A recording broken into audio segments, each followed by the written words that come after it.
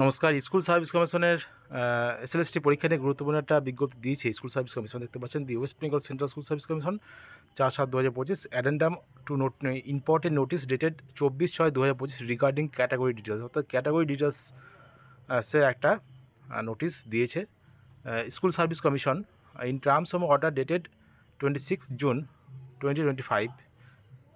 একটা case number দিয়েছে, receipt of application in the WBSSC application portal for second SLST 2025 also include the original OBC category person EI those in existing classes of OBC's period to 2010 as directed by this court in the judgment dated 22nd May 2024 passed in case number একটা দিয়ে দিয়েছি। তো যেটা বিষয় second SLST 2025 যে category ডিটেলসে যে original OBC যে 2010-এর ওবিসি তারা তাদের যে অ্যাপ্লিকেশন তারা কিন্তু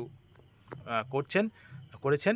দি judgement and order dated 22nd May 2024 case number দিয়েছে একটা, passed by the honourable high court at Calcutta has been challenge in the honourable supreme court of India being SLP number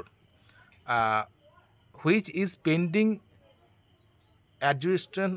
This notice is being issued without, তাহলে যেটা বলেছে যে যে supreme কোর্টের যে কলকাতা হাইকোর্টের যে রাইট সেটাকে চ্যালেঞ্জ করা হয়েছে মহামান্য সুপ্রিম কোর্টে, এবং সেই সুপ্রিম কোর্টের যে ওবিসি যে মামলা সেটা সম্বন্ধে বলা হয়েছে in terms of the earlier notice regarding category details is reiterated that any final decision on any application will be subject to further order which may be passed by the Honorable Supreme Court in all the pending SLP noticed.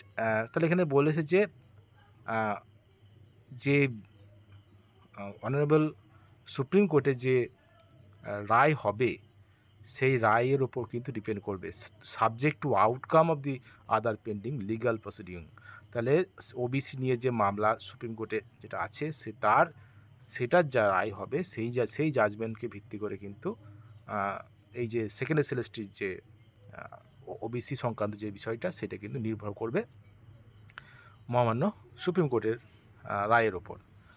এটাই কিন্তু বলেছে school service commission. দেখতে পাচ্ছেন West Bengal central school service secretary সই করা এই বিজ্ঞপ্তি। এখানে কিন্তু এটাই বলেছে যে ওবিসি নিয়ে কিন্তু স্পষ্ট করে দিয়েছে বিষয়টি যে মহামান্য সুপ্রিম কোর্টের রায় অনুযায়ী কিন্তু হবে, এবং এখানে যেটা প্রশ্ন